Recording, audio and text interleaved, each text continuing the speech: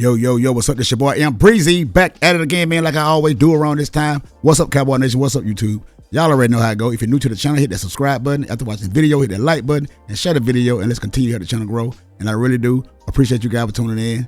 So let's get on with the show. And man, the Dallas Cowboys got to go to Mile High this Sunday and take on those Denver Broncos. I think these guys are 8-0 at their last 8 home games. And these guys has a top-ranked defense. And even though they struggled with the Giants last week, these guys are still bona fide. And like I always say, these teams do not play each team the same. Because we are the Dallas Cowboys, and everybody up their game when we come to town, or even when we're on that schedule. So I'm expecting a good game. And if the Dallas Cowboys offense can go in here and put up points like they've been doing on each and every other team, that they faced this year, I must say, I got to start looking at the team different, because if they can go in the Mile High and put up 40 on the Broncos, like they did the Green Bay Packers, the only other team that was, the game that we played in a tie, and that was a team that we can be put up to the test, that we can compare to a good bona fide team, to make us somewhat give up some hope that we can compete in the playoffs if we get there. But if the Cowboys can go in the Mile High, man, and their offense and Dak Prescott looking the way he's been looking, because everybody got him in the MVP hunt, and if that guy can go into Mile High and beat the Broncos, a team that he's never beaten in his whole NFL career, it's gonna say a lot. It's gonna say a lot, and I might have to change my tone a little bit, just a little bit, and start looking at Randy Prescott a little bit difference.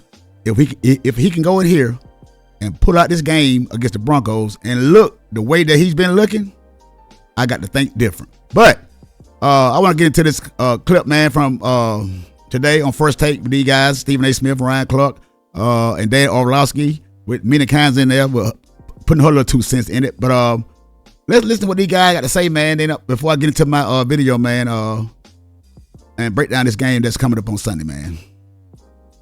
The Cowboys will take their high-flying offense into Denver this weekend as they face the 5-2 Broncos. Denver has won 8 consecutive home games, the longest active streak in the National Football League. But they'll face a tough test in the Cowboys' offense. Dak Prescott has the Cowboys' offense kicking on all cylinders early in the season. The Cowboys have scored 40 points in 3 of their first 7 games, and Prescott has set a Cowboys record of 4 straight games with at least 3 passing touchdowns and 0 interceptions. So, with the strength of the Cowboys being their offense, is Dallas just a defensive trade away from being a legit threat in the NFC, Dan Orlovsky? They would be a legit threat to make the playoffs. They're not a legit threat to go do anything in the playoffs. Right now, they're not a playoff football team. They give up 30 points a game on defense, okay? 30. Their offense is absolutely spectacular. Dak is playing out of his mind. The 2 receivers are the best 2 receivers in football. It's the best 3-headed monster offensively in the NFL. Defense is a bad unit. Now, much more aggressive last week. I liked it. Much more pressure, much more man. All that, will they continue to do it? But if they made a trade, and there's some names that I think they should go after, I think that gets them a little bit more into the playoff conversation. Right now, this is not a playoff team. Teams that give up 30 points on defense don't make the playoffs. Now, you got to give Dan Orlovsky credit, man. The guy sticks with his opinion about the Dallas Cowboys. He stick with his opinion about the Dallas Cowboys and about this team. And he's kind of somewhat up and down on Dak Prescott. When the guy's playing good, you got to give guys credit. But we've seen this, man, the ups and downs of the Dallas Cowboys. For the past 4 or 5 years, man. About when we face good teams, man, and it just is what it is, man. A lot of guys like to overlook that, and a lot of people call it hate. But man, look, until they prove us otherwise, man, we got to go with what we see.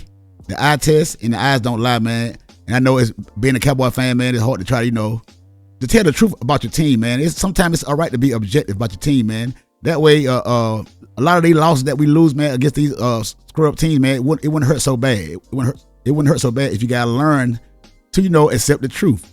So, hey, man, something you got to take that under consideration and stop trying to say everybody hating on the Dallas Cowboys. My attitude is if we attach any legitimacy to Green Bay, look at what they did against Green Bay. They put up 40. Yeah, it ended in a tie. But the point is that your offense conveniences. If your offense is prolific, you can convenience the team sometimes. That's just how I feel about it. RC, what's your thoughts? Yes, I do believe that they compete. I don't think it's one trade away. The one trade has to be an impactful football player that gets the ball.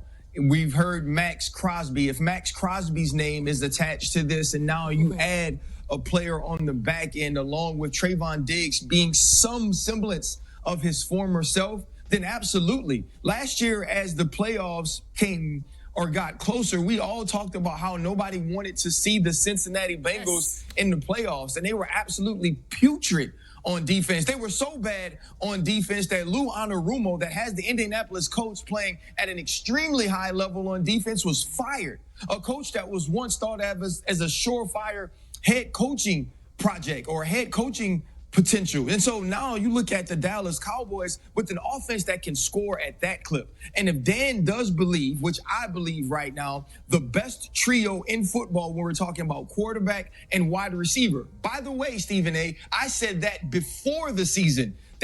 Now, I must admit that is true. George Pickens, CeeDee Lamb, Dak Prescott, Jake Ferguson. Man, this is the best trio, man, of receivers in the NFL so far. Because they're putting up the most points, man. They're looking better than everybody else. Except for the game that we lost. But pretty much when we win, man, we put up 40, especially at home. We're a good team at home, but we have our problems on the road. And we're on the road this weekend in Mile High against a great defense with the altitude. Altitude may play a big difference in the game with a lot of these young players on the football team. But we're going to see, man. We're going to see. And I hope these guys can go out there and compete. That was a possibility for this group. Then absolutely they make the right trade. They're in there. If this team had Michael Parsons still, I think differently about them. Do we, dare I say, have to reflect upon Jerry Jones' decision with Micah Parsons? No. Look at it and say, hey, you know what? This might not end up being as bad as we thought it was going to be for the Cowboys. Is it possible? Yes. No. So it's not possible because we're saying in order to compete with an offense like this, you have to go get a difference maker on defense when you traded that difference maker away. Gotcha. Michael Parsons won a football game for the Green Bay Packers on Sunday. Imagine having him with some of the other pieces you have and an offense that right now is absolutely unstoppable. Jerry Jones made the wrong decision. He can now go rectify that by bringing a player in. And that's what I'm saying, man. That's what we were saying about Michael Parsons, man. You're going to trade Michael Parsons, but you got to go out and find another guy that to try to compare against Michael Parsons. And the only knock y'all can say about Michael Parsons is he can't tackle. He don't. The running backs run all over the Cowboys, and Michael Parsons don't have no part in stopping the run. But then again, what about the pass rush? Because the other teams' quarterbacks are just sitting back there in their pocket, man, with no pressure on them, with no care in the world. So now you got to go out there and try to find another defensive end to come in here with some of the same skills as Michael Parsons does, except for the speed that Michael Parsons does, and try to make a difference on this offense, man. You're replacing one of the generational talents with another guy that you got come in here and you got to pay, because I don't think either one of these guys are going to come in here. Plus, you got to give up one of those first round draft picks, or maybe even two, and you think they're going to come in here and take a pay cut just to play on the Dallas Cowboys? Hey, man, I don't think so. I don't think so. Especially given this is a Super Bowl caliber offense. I really believe that. And to trade away a player like that, you do it when you're a rebuilding team. You do it for contractual reasons. But to me, it's jeopardizing this season. And it turns out in this season, they're really competitive on offense. And I want to add one thing, because the Bengals comp is the one that keeps coming up. You know what's the difference between this offense and the Cincinnati Bengals? They can run the hell out of the ball. We're talking about the receivers, and they're amazing. They're incredibly balanced, too, Dan. I would agree. With the exception of that game against the Carolina Panthers, man, those front line for the Carolina Panthers, 29 carries, 29 rushing yards, or 16 carries. That's what I be saying, man. Each team we face are not gonna be the same. Some team got good defensive front, some team got good defensive backside, as far as cornerbacks and safety and stuff like that, things of that nature. So, hey, the Broncos are a well-rounded football team. And I think Devontae Williams was drafted by the Denver Broncos, so he's going back home. So this is going to be a going back home game for him. And you know those guys are going to try to shut him down because, you know, they let the guy go because of, you know, his injury. So, hey, we're going to keep an eye on that, man. Keep an eye on that running game for the Dallas Cowboys against this Denver Broncos defense. With that, so here's where I stand with this. One, they give up right now in Dallas about 30 points a game. There have been 2 teams in the last 25 years to give up more than 27 a game on defense and make the playoffs. I think it was the 2020 Titans and then like the 2000 Rams. So right now, this team ain't making the playoffs. We have all the evidence in the world that defense. Dan Orlovsky, man, he's standing pat that this team would not make the playoffs, man. Even though this team is the highest scoring team in the NFL, man, Dan Orlovsky is not budging, man. He's saying that this team would not make the playoffs. This is what this guy's saying, man. I know a lot of you guys disagree. I know there's a whole lot of you guys disagree, and y'all call it hating. Possibly they're not. Now, if they make a trade, and I think they should, it's do they call the Jets for Jermaine Johnson? Do they call the Dolphins for like a Jalen Phillips? Do they call the Bengals for Trey Hendrickson in the next week if they lose type of thing? That's the only way that they get into this conversation. But as great as this offense is right now, they're not beating Detroit. They're not beating the Rams. They're not beating the Bucs. They're not beating Seattle. They're not. The offense is a very good offense. It's playing great. This defense is very poor. Now, if the Dallas Cowboys go in there and beat the Broncos at Mile High, all those teams that Dan Orlovsky's calling out now, hey man, hey, I'm gonna have to think different about that. I'm not gonna agree with that. If they can go in the Mile High and beat this team, hey, like I said, I'm gonna have a change of thought about this football team, and I'm gonna have to reevaluate the quarterback Dak Prescott. If he can go out there and beat this team and score points like the way that he's been scoring points and look the way that he's been looking. So it's not possible that Jared Goff might throw a couple of picks.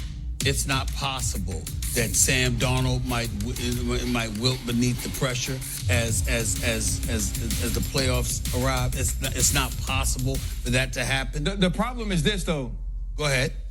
Yeah, the problem is going to be, though, the Seattle Seahawks can actually play defense. Yeah. The Dallas Cowboys, as great as they are, aren't going to put up 40 on everyone. And with those teams also having some offensive balance, that's where the problem comes in. Even when you look at this team go on the road and play some of these games against the Carolinas and not be able to stop Rico Dotto, and Carolina find enough ways to get stopped. So that's going to be the problem for the Dallas Cowboys, which is why they need someone on defense that could be a difference maker.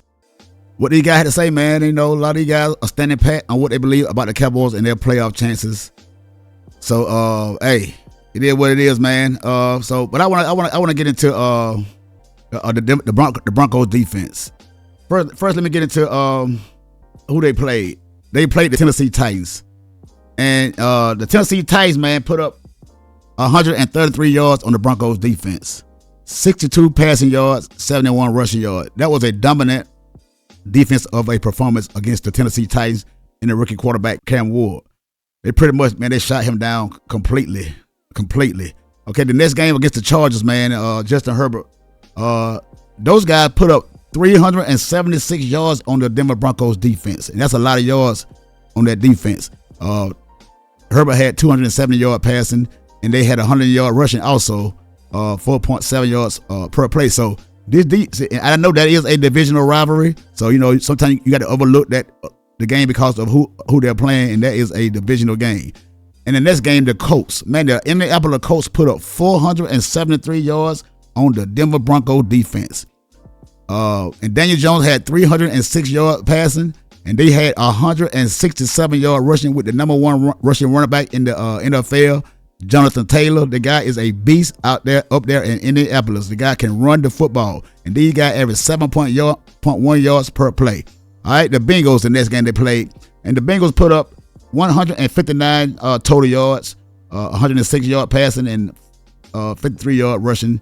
And that was a guy named Browning. That was a quarterback for the Cincinnati Bengals, because we know that Joe Burrow is injured. That was another dominant defensive performance by these guys. And the next game they played the Eagles, Jalen Hurts and the Eagles. Jalen Hurts had 280 yards and 2 touchdowns. Saquon Barkley only had 30 yards. Devontae Smith had 8 catches for 114 yards. So you can move the ball on this offense.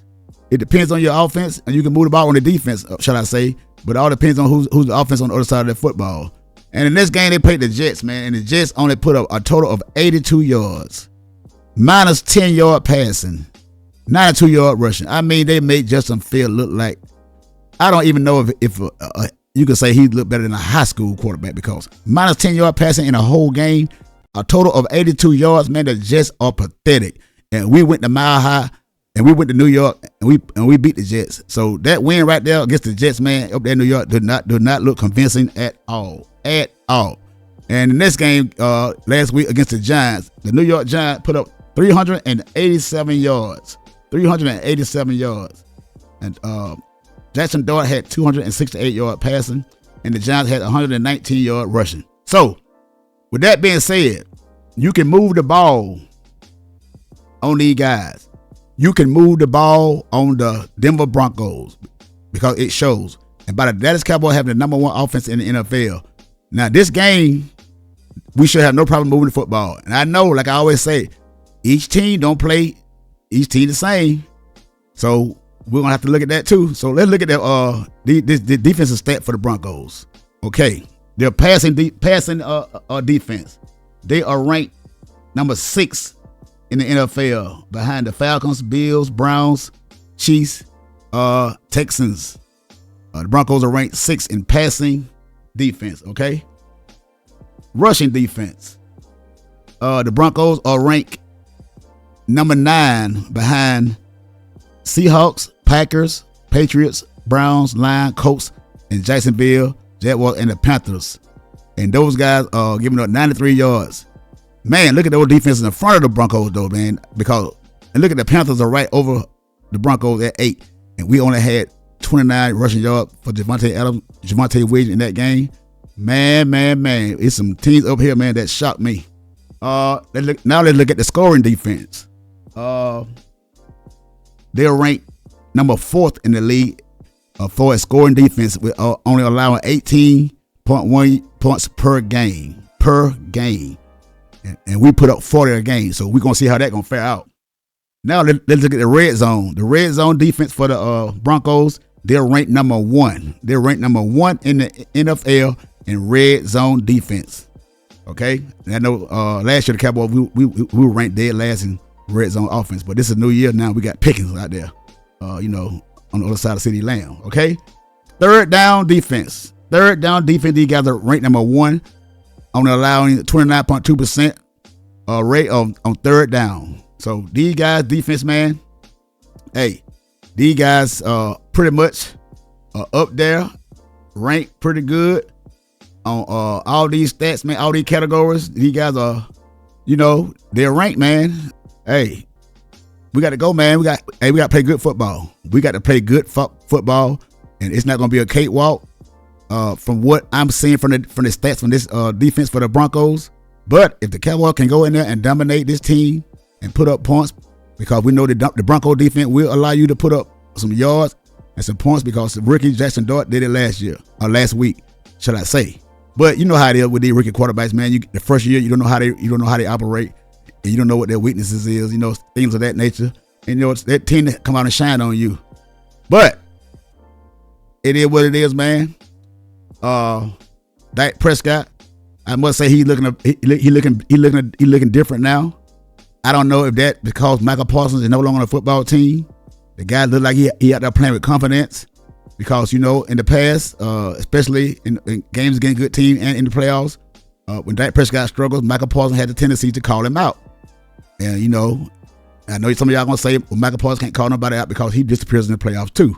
But I'm just saying what I see and what I saw, and maybe now that Michael Parsons is gone, Dak Prescott got a lot of confidence because he don't have no one calling him out, because, Trayvon Diggs, Michael Parsons are best friends.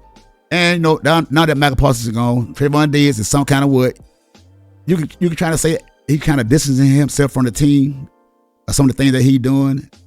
and it might be trying to ask for a trade because the trade deadline is coming up next week. I don't know what's on this guy's mind. I don't know what his motive is, but you can see things not going the same when Michael Parsons was on the football team. So maybe it took for Michael Parsons to be gone for Dak Prescott to really, find confidence in himself and not being, I'm not saying that Dak Prescott being afraid to go out there and make mistakes in big games against good teams in the playoff because Michael Parsons calling him out, because to me it seemed like Michael Parsons was a dominant leader on his football team. And you can say what you want to say. And because Dak Prescott never called Michael Parsons out about anything. Never, ever. I'm not saying that that's a bad thing or a good thing. I'm just saying he never did that. The way that Michael Parsons criticized Dak Prescott in some of these games. Take that for what it's worth. But hey, man, the guy is playing with confidence, and he's now the so-called leader of the football team because he now has the most dominant voice in the team because he's the veteran and he makes the most money. And maybe it took that, man. Maybe this guy wants to be a leader without anyone else challenging him to be the leader on the football team, and maybe that gave the guy confidence, man. And you can kind of tell in his play that he's playing good football. But we're gonna wait and see, man, how this is gonna go out. With this schedule coming up, man, that we got starting this Sunday with the Broncos up there in Mile High, and we're gonna see how it go, man. We're gonna see how it go. If the Cowboys go out there and put on a dominating performance against the Broncos, hey, I might have to change my tune on this quarterback and this team. And hey, but right now, I got to wait and see. Hit that subscribe button, man, and leave me a comment down there in the comment section, man. Hit that like button. Tell me what you guys think, man, about this game coming up. If the Cowboys go out there and beat the Broncos and score points in dominant fashion, is this team a legitimate threat in the playoffs in the NFC? Until the next time, it's your boy Breezy, and I'm out.